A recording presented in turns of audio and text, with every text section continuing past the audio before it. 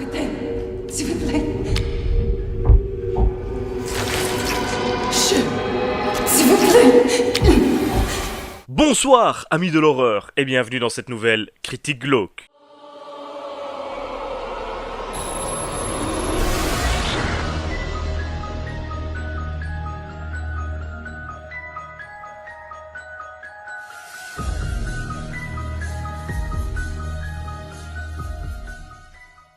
Vous savez, la fin de l'année approche à grands pas.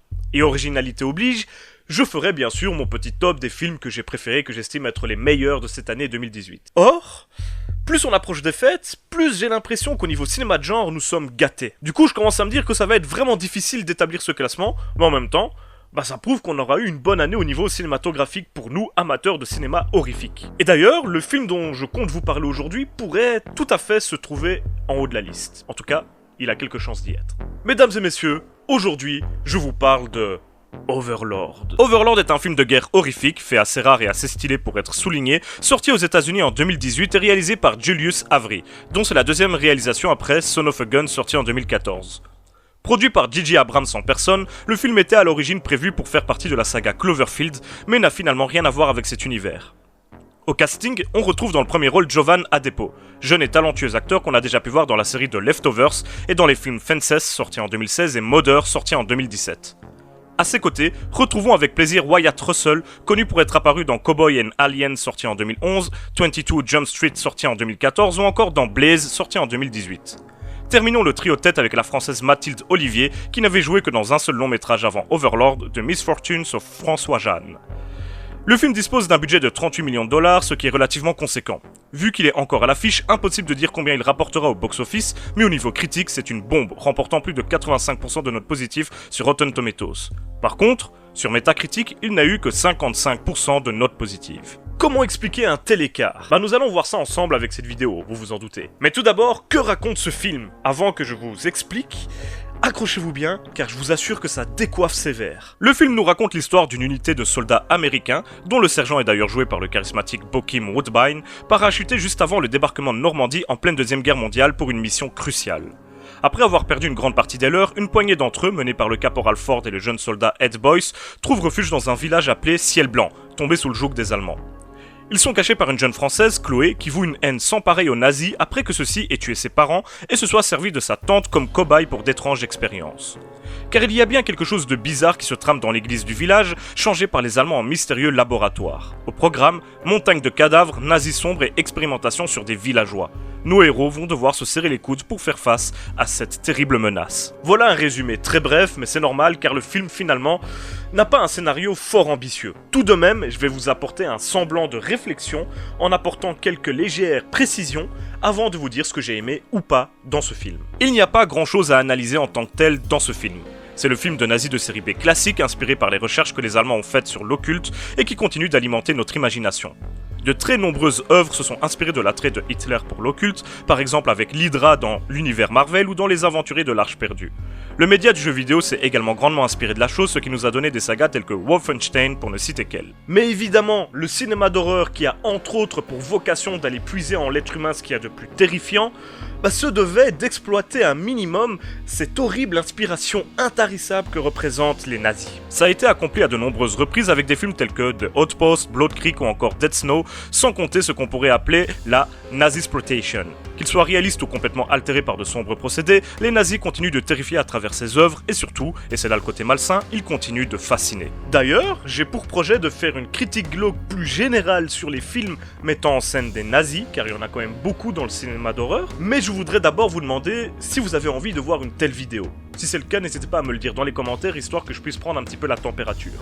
Merci d'avance. Ici, le surnaturel prend beaucoup de temps avant d'apparaître, mais la terreur commence dès la première seconde du film, au moment où les soldats que nous suivons sont dans leur avion juste avant leur parachutage. La séquence est complètement cinglée, chaotique, autour de leur engin de nombreux avions se font complètement exploser par les défenses allemandes, eux-mêmes se font toucher à plusieurs reprises, tuant violemment plusieurs de leurs frères d'armes avant même d'être sortis de l'appareil.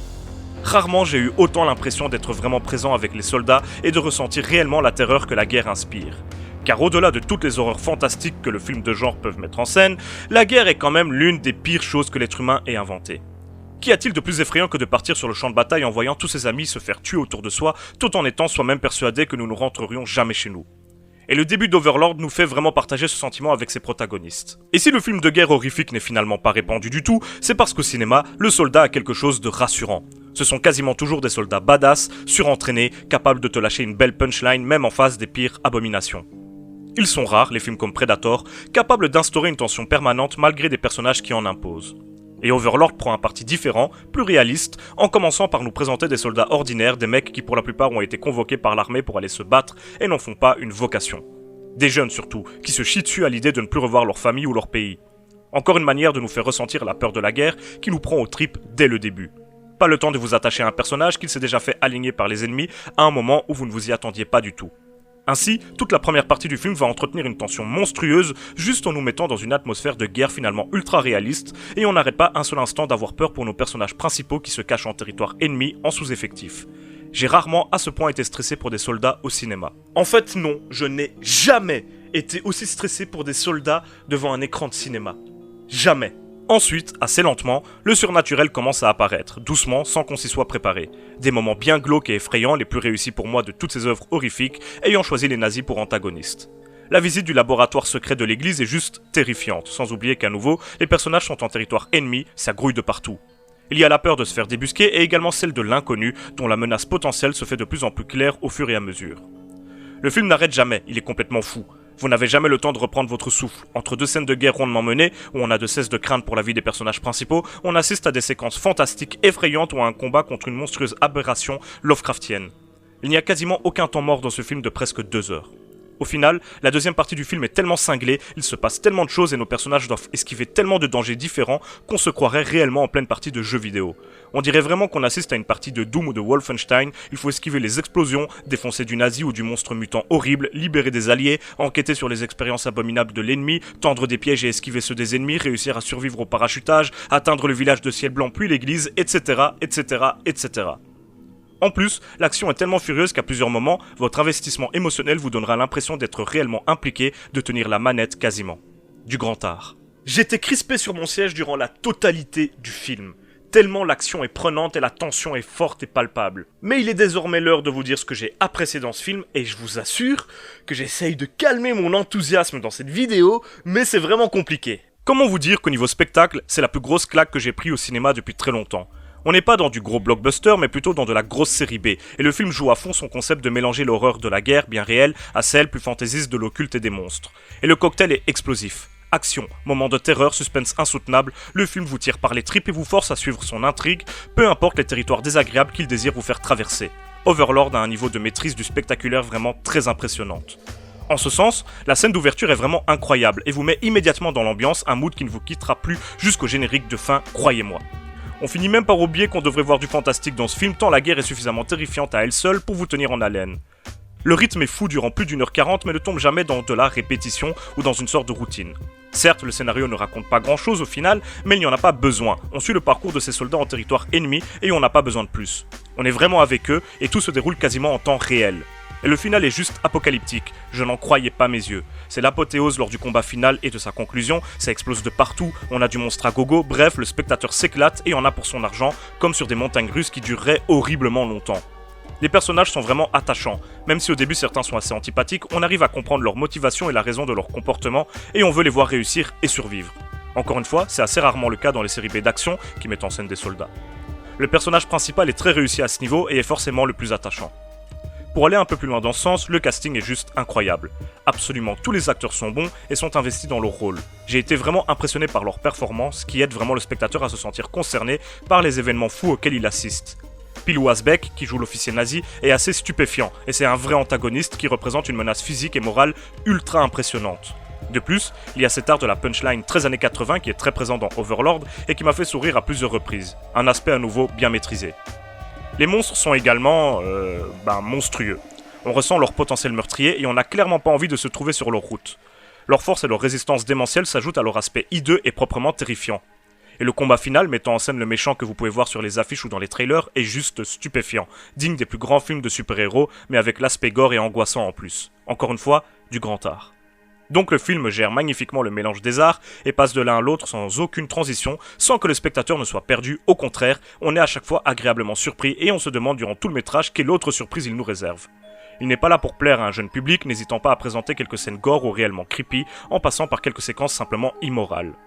La musique, la photographie et les couleurs soulignent très bien cet aspect furieux et sans limite que le film tente de mettre en place avec succès. Les thèmes sont sombres, effrayants, soulignent le drame, l'angoisse et l'action avec brio. On a l'impression de transpirer et de perdre des kilos avec ce film. Et ça tombe bien, j'en ai un peu besoin. Bref, je pourrais franchement continuer à vous faire l'étalage de tout ce que j'ai aimé dans ce film, mais je finirais par plus ou moins me répéter, donc ce serait pas très intéressant. Par contre, un exercice plutôt cool dans ce genre de vidéo, ça va être de trouver quelques points négatifs à un film que, vous vous rendez bien compte, j'ai plutôt apprécié. Eh bien, c'est vraiment compliqué pour moi de trouver de vrais points noirs à ce film, tant aucun ne me saute aux yeux. Je pourrais commencer par dire que malgré la sympathie qu'il m'inspire, les personnages restent un peu trop caricaturaux pour la plupart. Ils ne le sont pas autant que dans les 3/4 des séries B, mais si je dois trouver un point améliorable, c'est celui-là que je pointerai du doigt en premier. Les nazis sont particulièrement méchants ici, et l'officier encore plus. Un être abject, cruel, violent, qui n'a pas grand-chose pour lui. C'est un peu dommage que les Allemands de la Deuxième Guerre mondiale soient caricaturés à ce point, mais ça sert bien le film, donc bon, ça ne m'a pas touché plus que ça. Aussi, je trouve que nos soldats américains sont un peu trop performants à la fin du film, eux qui étaient présentés comme des hommes normaux sont finalement aussi un peu des super soldats quand on voit les exploits qu'ils parviennent à accomplir. Tous les effets spéciaux sont très bien faits, mais certains ne sont pas très réalistes. Je veux dire qu'on voit que ce sont des images de synthèse. Par exemple, la séquence d'intro est incroyable, je l'ai adorée, mais on voit bien qu'elle est bourrée d'effets spéciaux qui sont très jolis et qui rendent bien, mais qui sonnent un peu faux. Encore une fois, ça ne m'a pas plus dérangé que ça, mais c'est bien de le souligner. J'aurais aimé que le film aille encore un peu plus loin dans le gore et la surenchère, qu'il joue vraiment cette carte à fond. Il le fait déjà très bien, mais j'ai la sensation que ça aurait pu être encore plus fou, encore plus chaotique. Le souci est que plus on veut en faire, plus il y a des risques que le résultat final ne soit pas maîtrisé. Et ici, ce n'est pas le cas. Donc c'est peut-être un mal pour un bien. Le film se la joue multilingue, ce qui est logique vu le contexte de Seconde Guerre mondiale avec des Allemands et des Américains qui s'affrontent en France. J'ai juste un léger problème avec certains personnages qui sont parfois difficiles à comprendre, comme l'officier allemand lorsqu'il parle français. On sent qu'il ne maîtrise pas vraiment la langue, et même si ce n'est à nouveau pas très grave, il y a des dialogues à côté desquels je suis passé à cause de ça. Voilà donc quelques points négatifs que j'ai réussi à trouver dans ce film, mais pour être tout à fait honnête, j'ai vraiment dû me forcer car aucun d'entre eux n'est vraiment grave, et aucun n'assombrit une expérience que j'ai trouvée pour ma part tout à fait positive, à savoir mon visionnage de ce film. Et tout ça m'amène forcément à ma conclusion, même si je pense que cette fois, vous avez tous une petite idée de ce que je vais dire. J'ai adoré Overlord. Je ne sais pas encore si c'est mon film préféré de l'année, mais c'est très clairement ma plus grosse surprise. Une série B jouissive et ultra violente qui va au bout de son concept, j'ai vraiment joué le jeu à fond et j'en suis ressorti très satisfait. Je sais que ce n'est pas à mettre entre toutes les mains et que beaucoup n'aiment pas ce type de cinéma, mais j'ai rarement vu un grand spectacle gore et horrifique aussi maîtrisé de bout en bout sans jamais aucun temps mort. Pour moi, c'est un gros 17 sur 20, une note que je n'ai clairement pas l'habitude de donner. Au niveau de la frayeur, je lui donne une bonne note de 14 sur 20, car même s'il y a finalement assez peu de moments effrayants, la tension que le film instaure est quand même particulière et surtout continue tout au long du métrage. Je voulais souligner ce coup de maître. Donc vous l'aurez compris, je vous encourage tous à aller voir Overlord, qui a été une putain de belle surprise, et décidément, le cinéma d'horreur en cette fin d'année, c'est plutôt pas mal. Donc si vous avez aimé jouer à Wolfenstein par exemple, foncez, parce que vous aurez l'impression d'assister à une partie de Wolfenstein sur grand écran. En mieux pour ma part. Et c'est donc déjà la fin de cette critique glauque, comme d'habitude, j'espère que vous l'aurez apprécié, et si c'est le cas, n'hésitez pas à laisser un petit pouce bleu ou un commentaire, voire même pourquoi pas à vous abonner si ce n'est pas déjà fait, on approche tout doucement des 30 000 abonnés, c'est juste complètement ouf, donc encore une fois, un grand merci à tous. Vous pouvez également me suivre sur les réseaux sociaux ou me faire un petit don sur Tipeee, tous les liens sont dans la description, y compris celui de mon Discord. On se retrouve très bientôt pour une nouvelle vidéo, et d'ici là n'oubliez pas, si vous avez peur, c'est que vous êtes toujours en vie. Salut à tous et merci d'avoir regardé la vidéo. Hey, Chuck Berry of this rap skit. Styles I mastered. Many brothers snatched it up and tried to match it. But I'm still #1, everyday real.